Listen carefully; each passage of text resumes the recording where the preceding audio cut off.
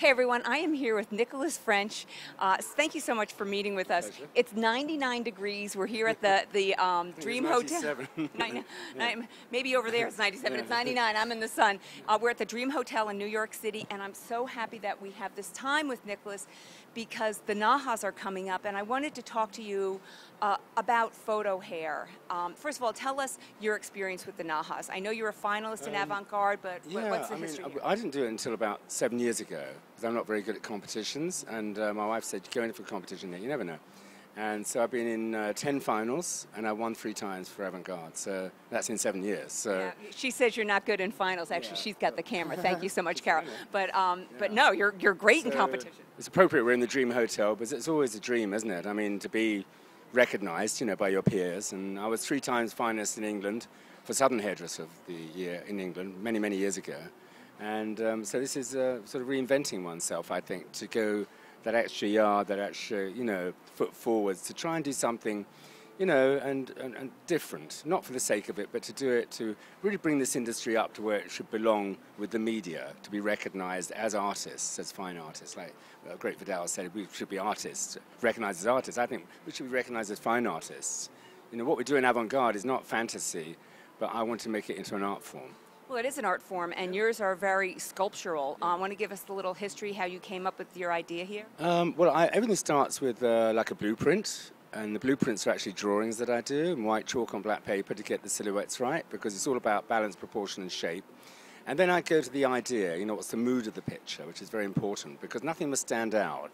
The hair, the makeup, the clothing, whatever it might be, the lighting, it all has to be like, wow, that's a picture. But you couldn't really pinpoint anything that stands out. It's just one vision, one idea, and it's really right in your face, and that's what I love to do. So I always have a theme.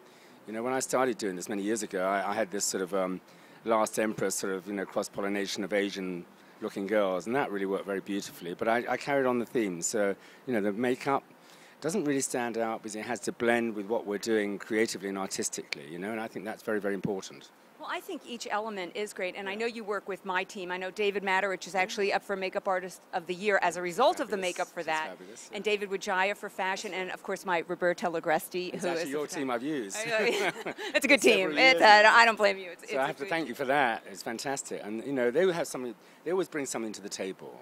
The most positive people I've ever met, actually, because, they're so strong in their ideas as well. So we end up fighting for what we really want, but at the same time, they're more or less right. David Vidal came up with this massive, great wardrobe we had flown in from all over the world, In the end, we didn't use it. We just used something very simple, very clean.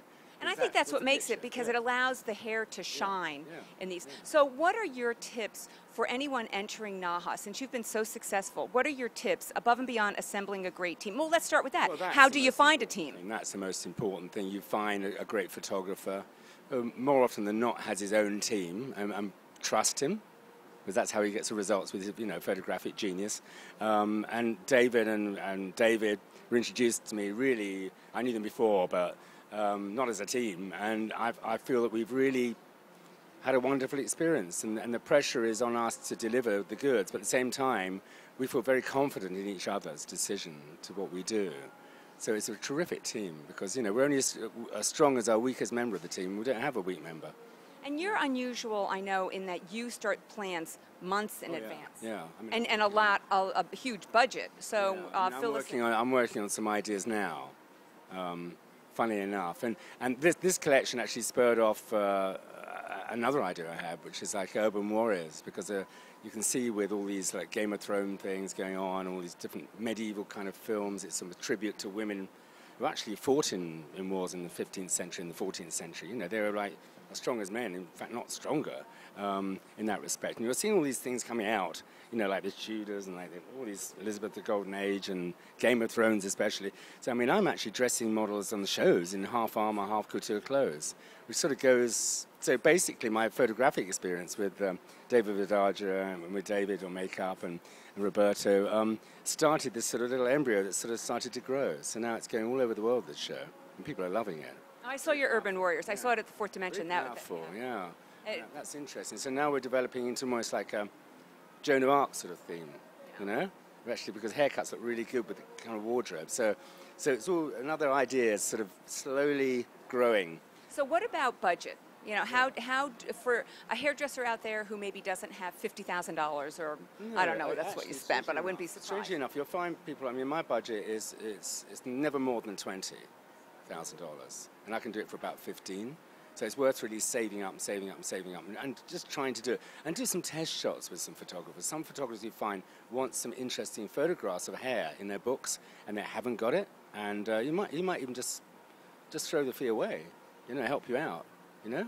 And that's what happens. Find young photographers. And the way to find young photographers is get great photographers like Roberto and all these other guys we work with, and get their assistants just as they're about to go into the photography side. That's what I used to do. That's actually great advice, because I know Roberto's assistant is great. Yeah, they use the same techniques, and that's what I used to do. I used to get, when I worked in England many years ago, like David Bailey's assistant was fabulous, you know, and Patrick Demarchier's assistant was great. So I used to say, oh, do you want to do some test shots? I'm a hairdresser, I do great hair and whatever.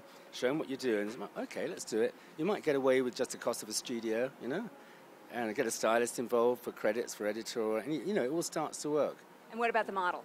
Oh, the model's very important. I mean, when we started, Carol and I, in the business many years ago, one of the best photographs we ever did, because it was a headshot, was a typist from a pool next door on the lawyers, who had a wonderful face. And we cut all the hair off and whatever, and people said, my, to this day, they said, that's a fabulous photograph. They didn't realize she's 5'3".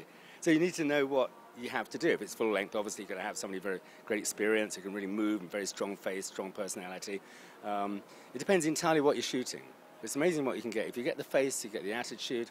And you know, it's like when you're doing clients in salons, if you understand the inside of the head, you'll get the outside right. So you've got to find a personality, not just a model, not just a face, because the personality comes through. And that's what we do when we cast. You know, like Roberto's great. So, oh, this girl's fantastic. I just used her. You look at her, comes through the door. I think, oh, I don't know.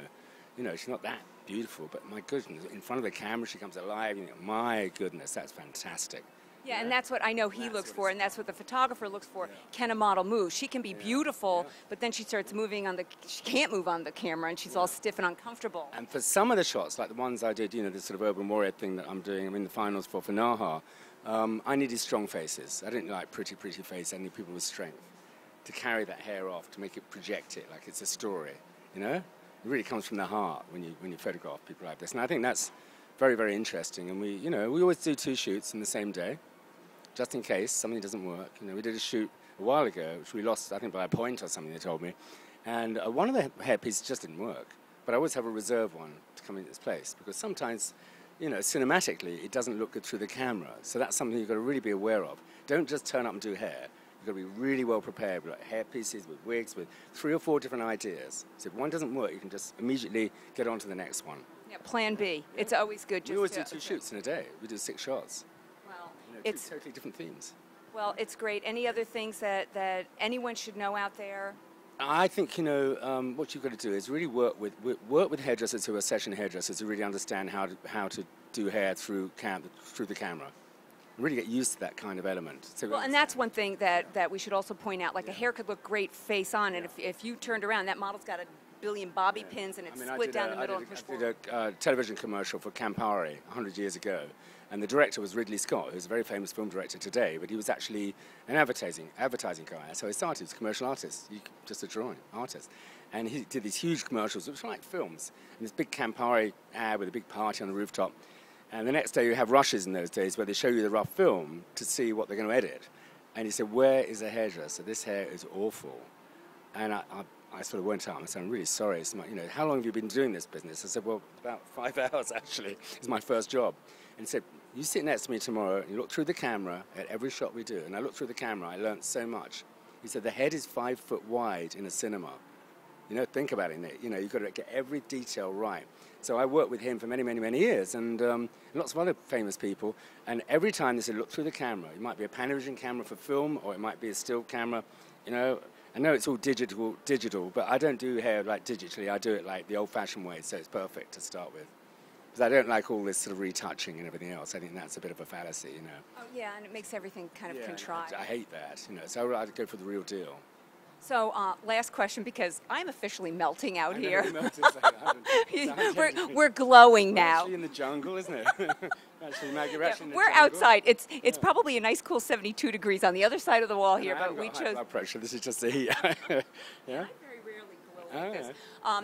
Last question. I just came from Ted Gibson with great news about the Oscars. Any comments about that? Well, I think it's like friends of mine were up for Titanic, you know, Simon Thompson and Tina Earnshaw up for the makeup for Titanic because hair never came into it, but Simon did the hair. So I think it's fabulous that, you know, hairdressers are going to at last be recognized, you know.